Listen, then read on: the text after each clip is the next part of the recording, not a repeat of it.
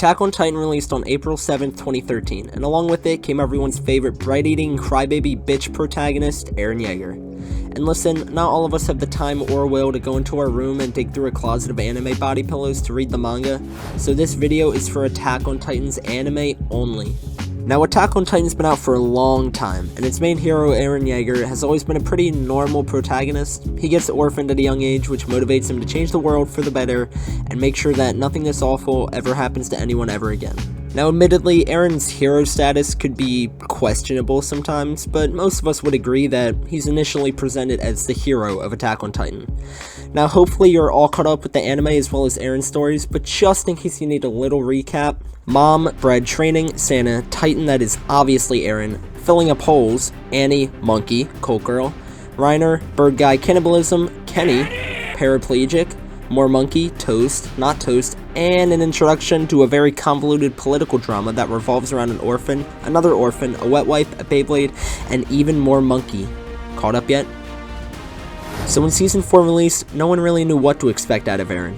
Last time we saw him, he grew out his hair and frolicked in the ocean with his best pals. But what we got was far from what anyone could have guessed, unless you read the manga. Now, a lot of Eren's transformation happened over a time skip, but there was always major signs that Eren would end up this way. I mean, this kid was 9 years old when he savagely murdered some old guys just to help out a, orphan girl. You know, I think I'm seeing a trend here with orphans, and I'm not sure if I like it. Then he watched his mom die at 10 and vowed to kill all the Titans, and then he enlisted in the military at just 15 with hopes to accomplish his life goal of murdering a bunch of naked man babies. Now, Eren has always shown signs of his later character progression, even from the first few episodes, so this change was far from sudden. So when Eren gets to Marley, he manipulates a child into sending critical information to Eren's allies so they can later massacre everyone that this child has ever known, likely making him an orphan. Now, admittedly, this sounds pretty bad, but Eren repeatedly states that this is just what needs to be done, and he knows that an attack on Paradise is imminent, and that if he doesn't have the power of the rumbling, then there's absolutely no way that Paradise survives it. Now, I don't believe that Eren enjoys all the senseless killing, especially with the children, but, I mean, what other choice does he have? Although he did murder just a few innocent people. He also took out the majority of Marley's generals because they were all conveniently located in one easy-to-take-out area. And with Armin doing his best Hiroshima reenactment, the attack on Marley was a huge success. They even evacuated Monkey Man so they could threaten the world with complete obliteration.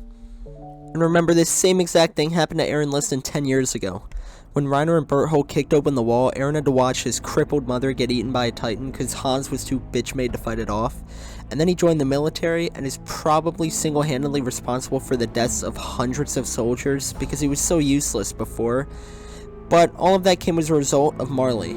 So after Paradise launches a successful attack on Marley, two probably now orphan kids sneak onto a plane and shoot Potato Girl. And Gabby, the little shit that shot Sasha, does her best reenactment of the civil rights groups in the 60s, and Falco, who's just way too good for this world, also gets mauled. Now, Eren reacts to Sasha's death pretty reasonably, and the Attack on Titan fanbase reacts just as well.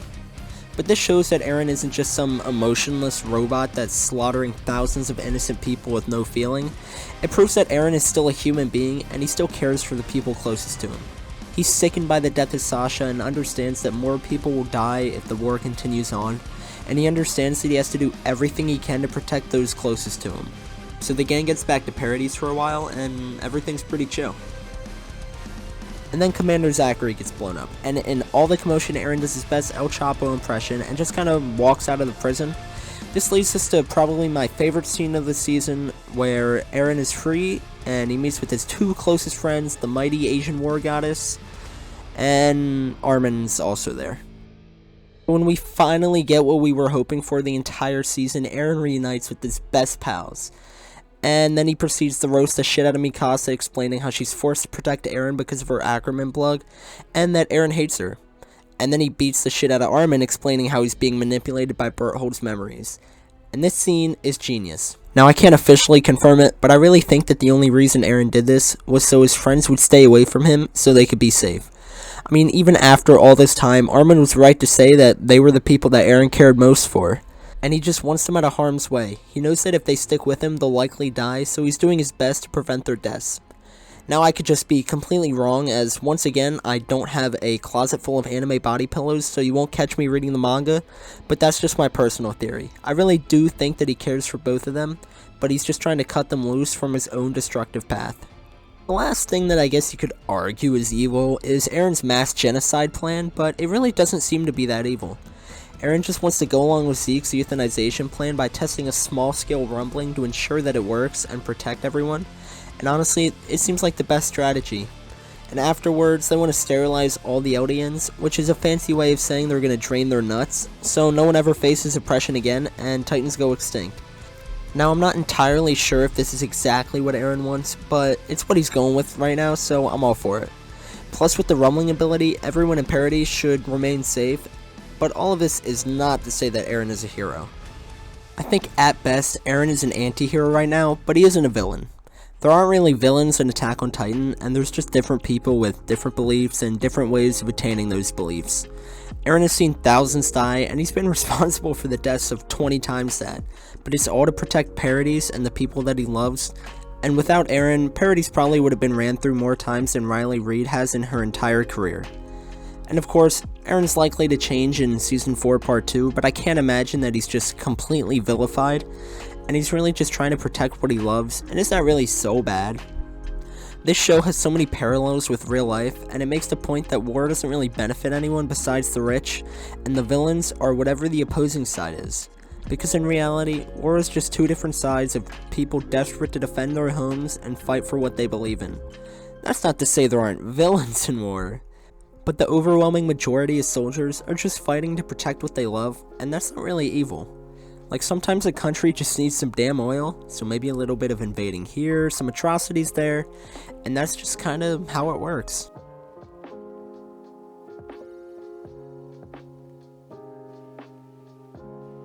Attack on Titan delivers an excellent message that even with the overwhelming threat of giant naked Barbie doll man babies, that mankind will still fight with one another.